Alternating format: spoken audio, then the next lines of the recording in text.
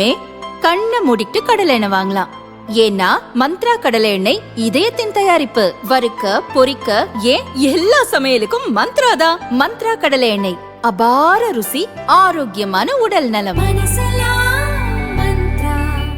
2025 பாகிஸ்தானுக்கு எதிராக ஆபரேஷன் சிந்தூர் நடவடிக்கையை இந்திய ராணுவம் மேற்கொண்டது.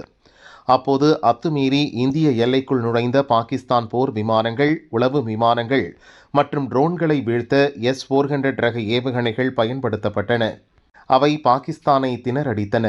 குறிப்பாக S-400 நீண்ட தூர ஏவுகணை மூலம் பாகிஸ்தானின் பஞ்சாப் பகுதிக்குள் இருந்த விமானம் மற்றும் ரேடார் நிலையங்கள் துல்லியமாக தாக்கப்பட்டன. இதனால் பயந்து போன பாகிஸ்தான் தனது விமானங்களை ஆப்கானிஸ்தான் மற்றும் ஈரான் எல்லைகளுக்கு அருகில் இருந்த விமான தளங்களுக்கு மாற்றியது. ஆயுதம் ஏந்திய ட்ரோன்களை எதிர்த்து போரிடுவதில் ரஷ்ய ஏவுகணை அமைப்பு பயனுடையதாக இருப்பதால் நமது இராணுவத்துக்கு S-400 ரக ஏவுகணைகளை மேலும் வாங்க அரசு முடிவு செய்தது.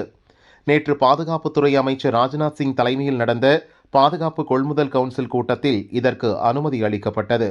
அதன்படி 120 குறுகிய தூர ஏவுகணைகள், 168 நீண்ட தூர ஏவுகணைகள் என மொத்தம் 288 S-400 ரக ஏவுகணைகள் வாங்கப்பட உள்ளன.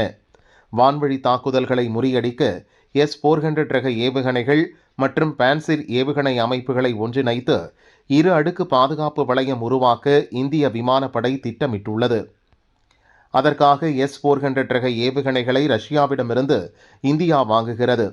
நேற்றைய கூட்டத்தில் மொத்தம் 3.60 லட்சம் கோடி ரூபாய் மதிப்பிலான பல்வேறு திட்டங்களுக்கு தேவைப்படும் ஆயுதங்கள் மற்றும் இராணுவ வாகனங்கள் முதலான பொருள்களை வாங்க ஒப்புதல் அளிக்கப்பட்டது.